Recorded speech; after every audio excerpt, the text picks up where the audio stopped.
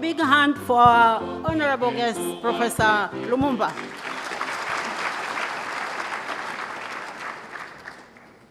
My brother, I've always been telling you that you have a lot of disciples in Tanzania. Now you see for yourself how packed Nkrumah Hall is.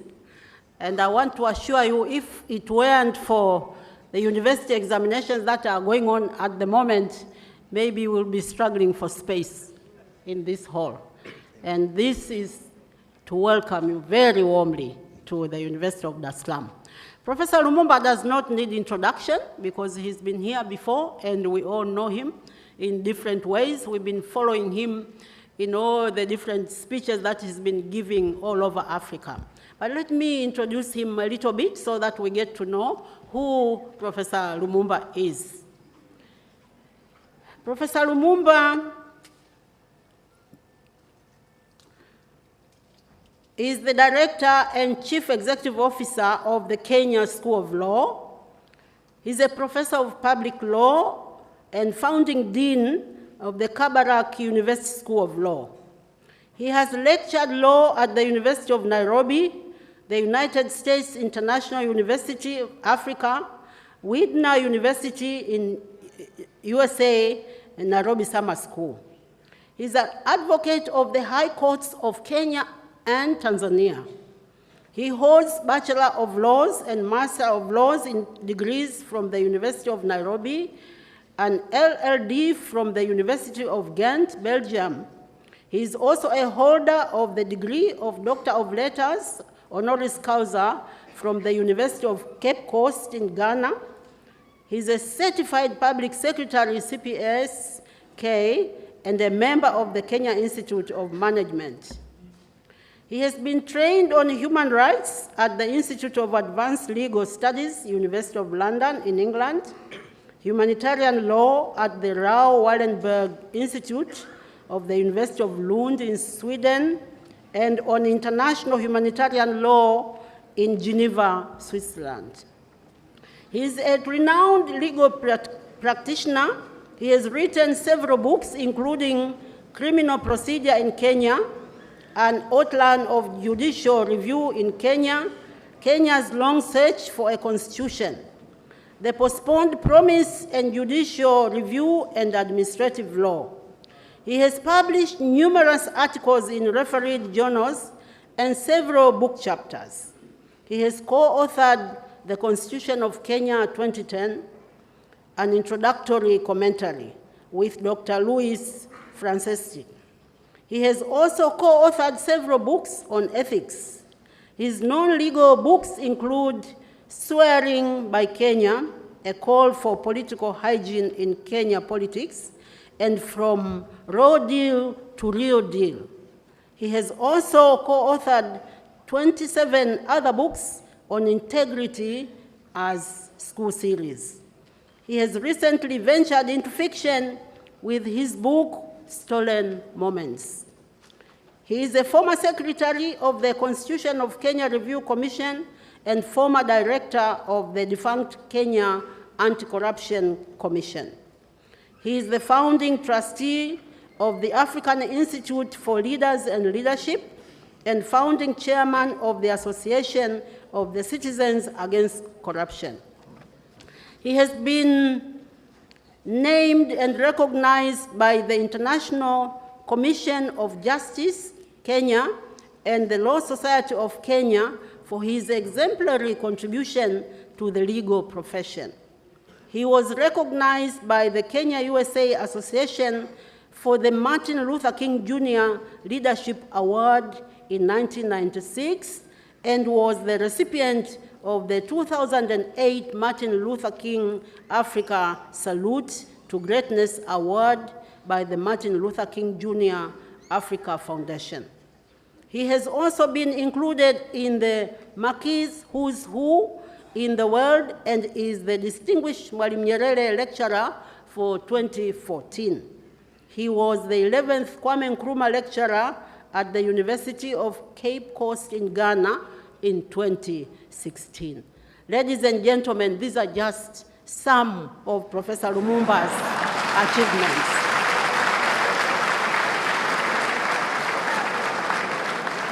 And as you are all aware, Professor Lumumba has a deep, deep passion for discussing the fate and direction of our continent. It is indeed our great privilege and honor to once again have him speak here today at Nkrumah Hall. My brother, I, with great honor and pleasure, present you to the University of Dar es Salaam.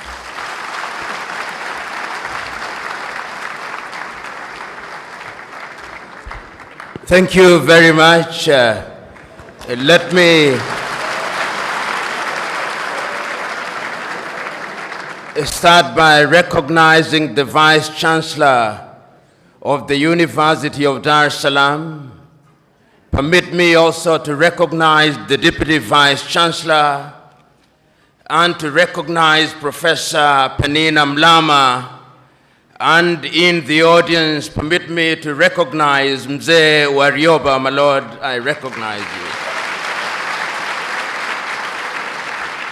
I also take this opportunity to recognize the other academics who are present here, the students who are here, and members of the press. I'm so very happy to be invited once again to be present with you to celebrate and commemorate the life and times of Mwalimu Julius Kambarage Nyerere.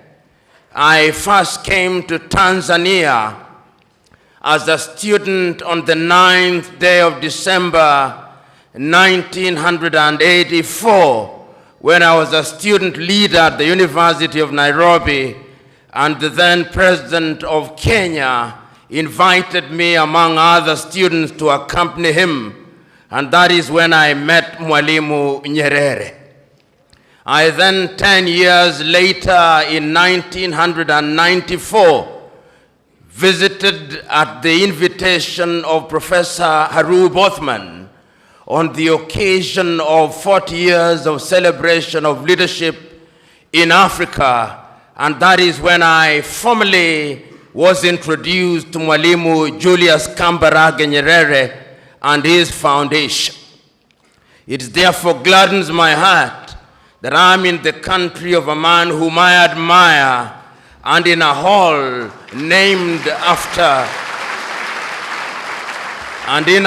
that is named after another great African, the Osagyefo, Dr. Kwame Nkrumah.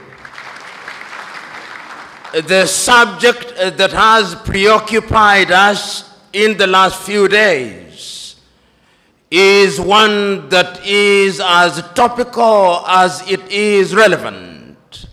The rise or fall of Africa on account of the African politician. And in order to do justice to that subject, and to remain faithful to my chosen subject, which is a call for hygiene in African politics, there is a sense in which one must take a historical journey, if only to appreciate the factors that animated Africans to seek to regain their independence from the colonial masters. Historians will remind us that we were first enslaved, that Africans were taken, and this we seldom say. The first civilization to take Africans out of this continent were the Arabs. And they took Africans from the eastern coast. And it's sad that in that part of the world, there are not many Africans who remained, because it was in the business of the Arab enslaver to castrate Africans. We never say that, but we must say it because it is historically significant. Then the Europeans came, the Portuguese came, the Spaniards came, the Germans came, the French came, the Belgians came, Africa became the hunting ground for the European colonizers, and we were the sport. We built, our ancestors built the United States of America. Our ancestors built Europe. And when slavery had lost its shine and sheen, the Europeans abolished it. But they replaced it with yet another pernicious enterprise, the colonization of Africa. The Europeans sat in Berlin, in Germany, in 1884, and they looked at the map of Africa and parceled it out. The British had their share. The Germans had their share, and Tanzania or Tanganyika was their share, as was Rwanda and Burundi. The Spaniards were Johnny-come-latelys in the arena, and they got little Equatorial Guinea and Southwest Africa. The French were here, the Portuguese were here, and we were colonized. This time round, they did not take us away. They came here, and they controlled us, and they told us, not in so many words, that we were children of a lesser God. And we were treated as if we were children of a lesser God. In fact, they told us that on the day of creation, we were merely hewers of wood and drawers of water. And if anybody were to doubt it in 1948, it was more blatant when Hendrik Verwoerd instituted the apartheid regime in South Africa. But yet there is a sense in which the God that we worship never sleeps. The colonial enterprise ran its course. And the European tribes, the Europeans never called themselves tribes, they called them nations, were engaged in a war. First in 1918, the European tribes fought. And they had something called the League of Nations, which died. Then they fought again in 1945. And what is unique about the European nations is that when they are engaged in tribal wars, they call them world wars. So there was another war between 1945, 1939 and 1945.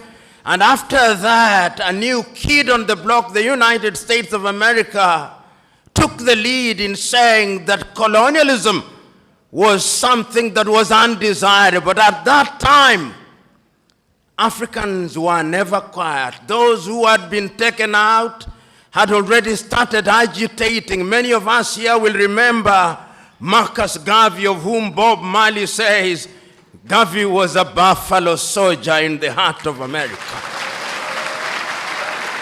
And many of us will remember W.E.B. Du Bois.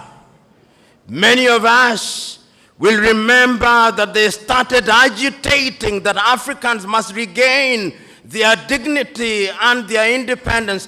And indeed, in 1847, in Liberia, a small group of Africans were brought back in Monrovia, and Liberia became the first independent black nation in the continent of Africa. So soon thereafter in Sierra Leone, they also created yet another colony. But Africa was colonized, except Ethiopia, which they tried to take in 1938 and exiled Professor Dr. Haile Selassie.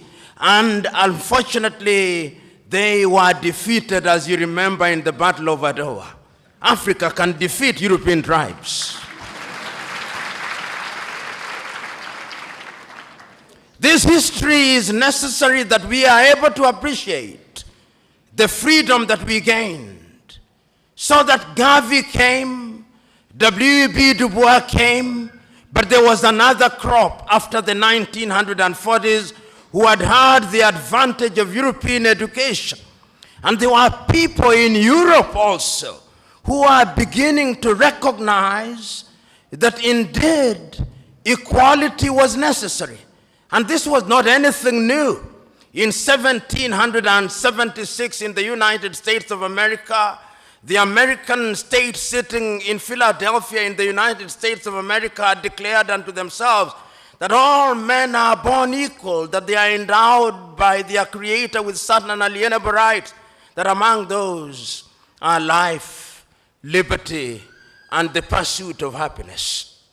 A few years later in France, after the revolution, they also recognized that we were to be equal, so that the colonized nations which had now taken Africans thought that they were safe. They had taken Leopold Sédar Senghor from Senegal to Paris, and they thought that they were creating a little Frenchman. Little did they know that they were creating somebody who would want to overthrow them. They took Félix Houphouët-Boigny from Côte d'Ivoire, and they thought that they were creating somebody who would be subservient to them. They took Ahmed Sékou Touré and Modibo Keïta, and they thought they were safe. Little did they know that they were creating the future leaders and agitators against French colonization. And it did not stop there. The Portuguese also took Agostinho Neto and Amilcar Cabral and Eduardo Mondlane to Lisbon. Little did they know that those individuals would be the catalyst that would be necessary in the process of decolonization. The British also had their fair share. They took others. They took Mwalimu Kambarage Nyerere, Hastings Kamuzu Banda, Kenneth David Kaunda, and many others to the United Kingdom, Jomo Kenyatta. Little did they know that those would be the individuals who sometimes later, and in Ghana, of course, they took the Osagyefo, Kwame Nkrumah, and in Nigeria, they took Dr. Nnamdi Azikiwe, Abubakar Tafawa Balewa, and Sir Ahmadu Bello, the Sultan of Sokoto. There is a sense, therefore, in which these individuals started recognizing that having been enslaved, having been colonized, we now had to liberate ourselves. And the agitation started. And Kwame Nkrumah and his Ghana acquired independence in 1957. And I still can hear Kwame Nkrumah through the vicissitudes of time saying in Accra, Ghana, that Ghana is free and will never be colonized again. But the freedom of Ghana means nothing if the rest of Africa is not free. I can hear Mwalimu Julius Kambarage Nyerere saying that he's prepared to delay the independence of Tanganyika so that Tanganyika, Kenya, Uganda would become independent at one time. Mwalimu could see the future with the exactitude of a Jewish prophet. Jomo Kenyatta and Obote could not. And therefore, we gained independence as separate states, and the story will be told shortly. So what do we see? The agitation, the demand by the people that we must be decolonized. And why is it that we were asking that we must be decolonized? Why is it that we were demanding that we must regain our independence? Because throughout the ages, it was always the divine plan that men must be masters of their destiny. And when we gained our independence, the leaders of the day were eloquent as they were clear that the reason why we were asking to be independent is because we wanted to take charge of our affairs. We wanted to be the governors. We wanted to have our young men and women acquire education. We wanted to control the production of our food through agriculture. We wanted to build our infrastructure. We wanted to improve the quality of the lives of our people by improving their health. We wanted to eliminate poverty. We were clear on what we wanted, and this message was as clear in West Africa as it was clear in East Africa, as it was clear in Central Africa, as it was clear in Northern Africa, so that if you listen to Kwame Nkrumah, it's as if you'd listen to Agostino Neto, and if you listen to Neto, it's as if you'd listen to Samora Moses Machel, and if you listen to Ahmed Ben Bella in the Maghreb, it's as if you'd listen to Patrice Emery Lumumba. There is a sense in which there was unanimity that this was the only way, and we attained independence.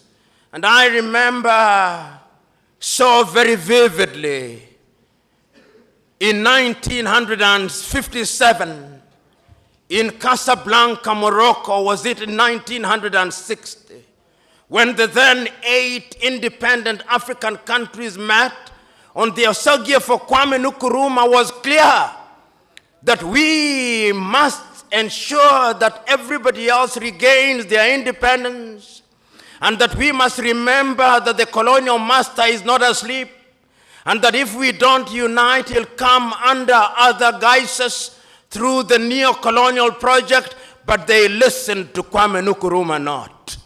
And even before they assembled in 1963, in the month of May in Addis Ababa, Ethiopia, no sooner had countries started attaining independence than the neo-colonial project started taking root.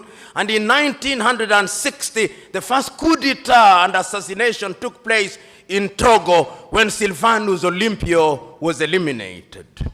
1 year later, Patrice Emery Lumumba was eliminated. So that in 1963, in the month of May, when 32 heads of states and government assembled in Addis Ababa, Ethiopia, there were several speeches, but 3 speeches stand out. Kwame Nkrumah's speech, Mwalimu Kambarage Nyerere's speech, and Emperor Haile Selassie's speech. Haile Selassie was the host, and his in own inimitable style, he reminded the congregation who are present in Africa Hall in Addis Ababa, Ethiopia, that that was a momentous occasion, and that the long-term health of Africa not only required but demanded that Africa must pull in the same direction, Haile Selassie said. And Mwalimu took the baton from Haile Selassie and repeated the same words, celebrating the fact that we were independent and we had the opportunity of determining in our affairs. But the greatest of the speeches was that of the Osagie for Kwame Nkrumah. Kwame Nkrumah had a sense of urgency which everybody else did not have. He said, not in so many words, but in effect, that if we want to immunize ourselves from the diabolical machinations of the erstwhile colonial master, now turned neo-colonizer, we have to move here as one Africa, with the United States of Africa, with one army, with one currency, with one central bank, and with one nation. But they listened to him not. They had started getting used to the trappings of power.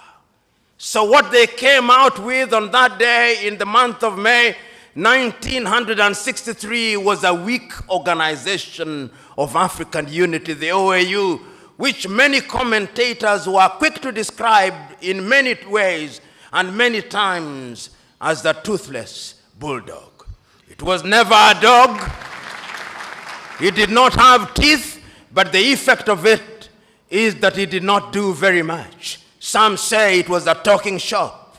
Mzee Warioba, who was then active in political life and in other sectors, will attest to that. Yet later, we were to create another body, the African Union, and we'll have something to say about that. So we come out of Addis Ababa, Ethiopia in 1963, clear as to what we want to do. The African politician begins to emerge. We have them in different parts.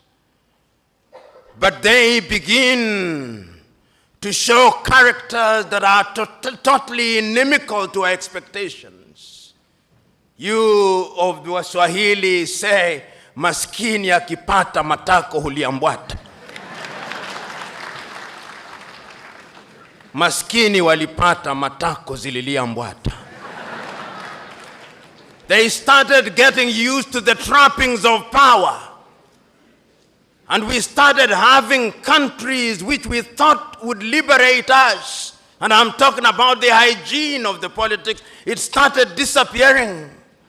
Many of these individuals now thought that they were demigods, suffering from what I call the Messiah complex, thinking that they had been brought to Africa to liberate her, and that they suffered from two major diseases. One of them is the martyr syndrome, and the other one is the Messiah complex.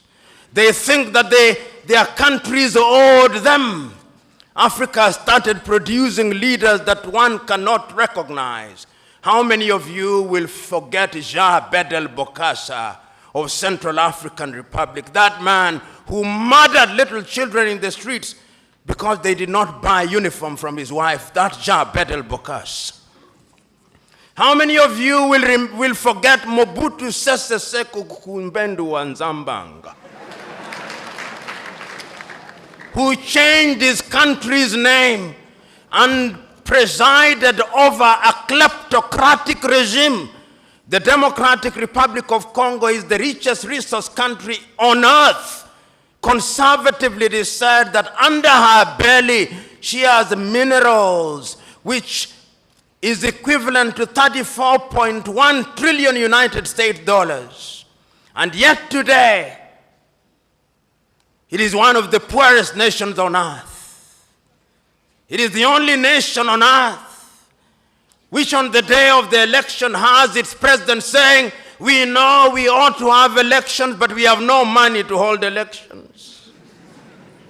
When you see a country which has as its official name the Democratic Republic of Congo, know that there is no democracy. In fact, I dare say that any country, two countries that I know insisting on having as a part of their official name the Democratic Republic of something are never democratic. The other one is Korea, the People's Democratic Republic of Korea.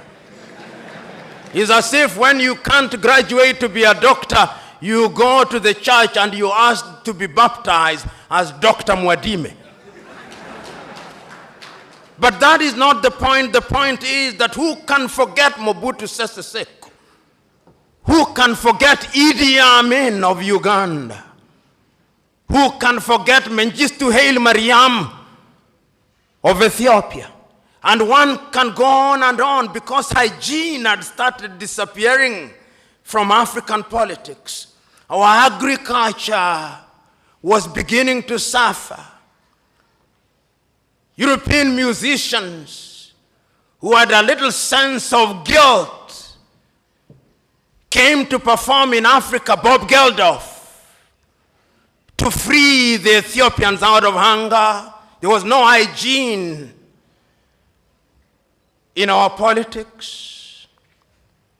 We could not run our education systems. Our young men and women were going to India because the budgets meant for education were consumed by individuals whom we had entrusted with the task of presiding over it. Our health sectors were beginning to collapse. And as I've said before, the political leadership did not have any faith in those institutions. Typically, the typical African politician, perhaps not in Tanzania today, if they were sick, they had a cold, they would not go to Muhimbili, they would go to London. If they were Kenyan, they would not go to Kenyatta Hospital, they would run to the United Kingdom. Tragedy, no hygiene in our politics, because Africans had started engaging in theft. In fact, I used to say that African politicians were thieves. Then I went to Uganda and I was told that they are not thieves, they are looters. And when I went to Liberia last week, I was told they are not looters. I was told they are looters on an industrial scale. That is the logical metamorphosis of the African politician whose appetite for public wealth is completely insatiable. Hygiene was disappearing from African politics. And we could see the effect of the disappearance of hygiene in African politics. But there was always the erstwhile colonial master to assist. Coup d'etats started visiting Africa. Modibo Keita in Mali was consumed. Nnamdi Azikiwe in Nigeria was consumed. The Osagie for Kwame Nkrumah was consumed. Apollo Milton Obote was consumed. Amilcar Cabral in Guinea-Bissau was consumed. Patrice Emery Lumumba was consumed. Coups were so frequent in Africa that Afro-pessimists were now hard to say that coups were as frequent as breakfast. But even breakfast was not frequent on African tables. We could not feed ourselves because there was no hygiene in African politics. Your typical African politicians took the view that they had a divine mission to preside over their countries. They arrogated to themselves the monopoly of wisdom. If you listen to some of them, and I listen to the radio announcements announcing the activities of one leader of an African country, Habyarimana Juvenal, it would take 3 minutes to say the things that he had done.